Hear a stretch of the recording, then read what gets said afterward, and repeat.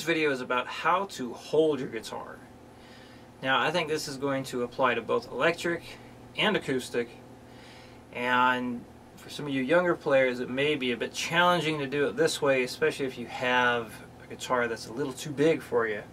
Like an acoustic, it would be very difficult to hold it the way I'm holding it right now, but for most of us this is a doable thing. So when I'm holding the guitar, and you see I like to prop it up on my left leg. Now for those of you who use a left-handed guitar, basically everything's going to be the opposite of what I'm talking about. So as you see, my neck is angled up fairly high, and I have it on the left leg to help it be angled, and doing so allows my hand, my arm, my wrist, everything to be positioned in such a way to where I can hit larger stretches and put my fingers up on their fingertips easier. And having it angled up takes a lot of strain placed on your wrist if you were to hold it on your right leg and have the neck facing down like this. So I can do a lot of stretches and whatnot this way, but I noticed there's a lot more tension in my wrist, especially about right here. It makes it more challenging to play holding it like this. So that's why I always recommend, if you want to make playing as easy as possible, get the most speed and accuracy out of your playing, you want to have the guitar on your left leg with the neck angled up. So just having it on your left leg and then having it down like this, that very much defeats the purpose of having it on the left leg. That makes it really difficult to play when you have it sitting like this. You got to prop that neck up so this way, you know, it's fairly close to your body. And notice when I'm holding the guitar here, my elbow is tucked in. If I have it out like this, that feels really awkward, and it makes it actually feel a bit of strain on my elbow when I'm trying to do it like this. So you don't have it, you know, shoving your arm way out here. That just puts it in a very stressful strain, and it just feels awkward. So keep your elbow in as well. So this way it's much easier to hit the stretches and play difficult pieces of music or even easy pieces of music. It just makes things line up better.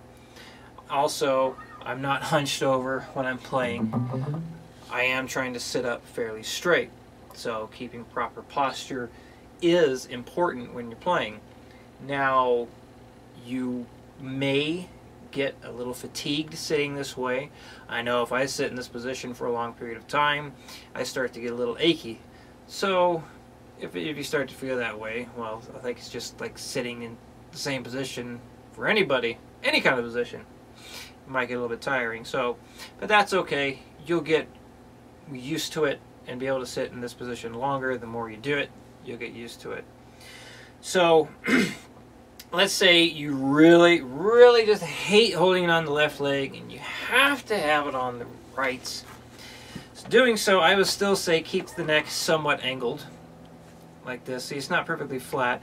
Doing it like this, it's too far away from you. I think it's too far away and it puts unnecessary strain on your body here. So I am bending over a little bit like this. I'm not sitting completely straight for this because now I'm trying to put my body closer to the neck.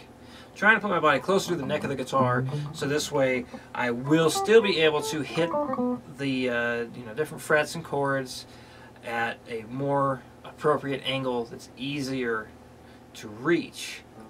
So again, I'm keeping my elbow tucked into my body. If I put it out here, it makes it difficult to play. Keep the elbow tucked in, makes it much easier. So if you're going to stand up, what I do is I try and keep my strap fairly high, so this way my neck is still angled up. Let me crouch down here so I'm still in view. And honestly, I wish my strap was a little bit shorter because I'd rather it be up here. So I keep it in such a way that I'm still having the neck angled, and sometimes when I'm on stage I'll have to like change the angle of the guitar so this way I can reach things a bit better. So it is a bit of a challenge to play standing up. So I highly recommend setting your strap up so it's as close to the way you sit down as possible. Because the idea is, like, when you stand up from the sitting position, you want the guitar to be in the same position as standing. So again, I wish the strap was a bit shorter, but this is the best locking one that I have found so far, so I'm going to deal with it. But yes, that's how I recommend holding the guitar. Now, as far as your hand placement goes, one of the most overlooked things is the thumb position. So when I am playing, and I'll get closer here so you can see this better. When I am playing, I have my thumb pretty much in the center of the hand. Okay? So this way, it's kind of like right between the second and the third finger. I can't remember his name, but there's one guy, he said it very well. Like he basically just aims to have his thumb where his middle finger is for the most part, and that's a good way of looking at it too, because basically the idea is to set your thumb like in the middle of your hand. So it kind of splits it half and half, because like when you don't have it in the center, and you're like, what a lot of people do is they have it way over here past their index finger. You notice, you see how my hand changes angle? Like the pinky's no longer on the tip, but when I move it back over to my thumb to the center, the pinky can go on the tip again. So doing this, when the thumb is way over here, past your index finger, or even at your index finger, it makes it more difficult to put your fingers on their tips. And it is very important to have your fingers on the tips when you're playing, because you'll have more accuracy, and also you're able to do hammer-offs, pull-offs better, and especially for most of us, you know, playing chords, that's going to be a big challenge for a lot of beginners playing chords properly. So that's the C chord there. If your fingers were not on the tips, it would sound like this. You hear all those muted strings? But when you get them on the tip,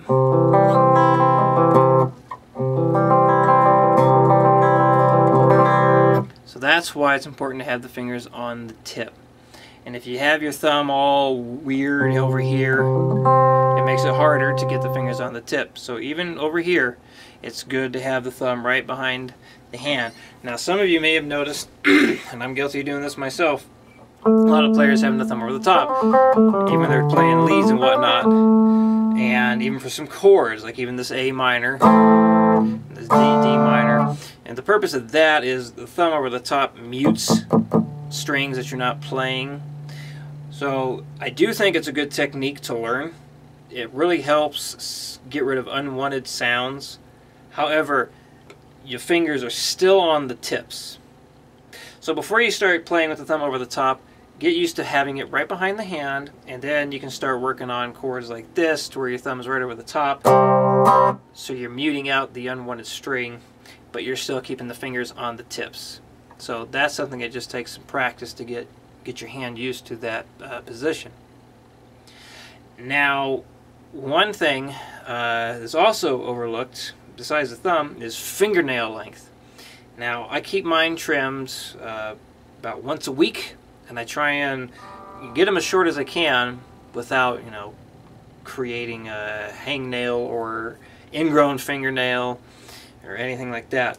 Because if your fingernails are too long, what happens is, like, your fingernails can end up hitting the fretboard before your fingertip hits the string. So even if, like, your fingertip is on the string, you might not be able to press it to the fret because your fingernail is too long and it gets in the way. So it is important to have your fingernails trimmed when you're playing.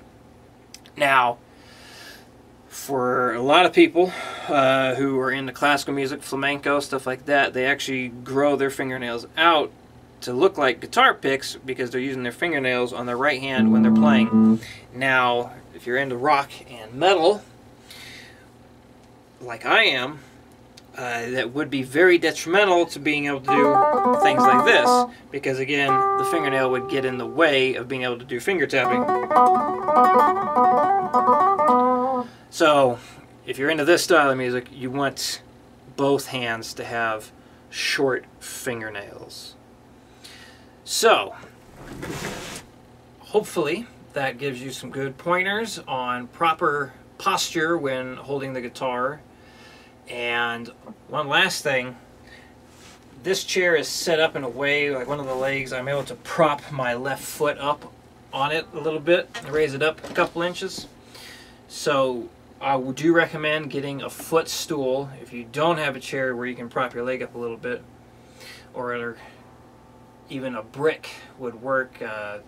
Phone books, if you have one laying around, just something that you can prop your foot up on a couple inches. I've noticed it really helps get the guitar at a better angle like this. So if you have any questions with this video or anything pertaining to music, I'm more than happy to help. Just send me an email, and thank you for watching.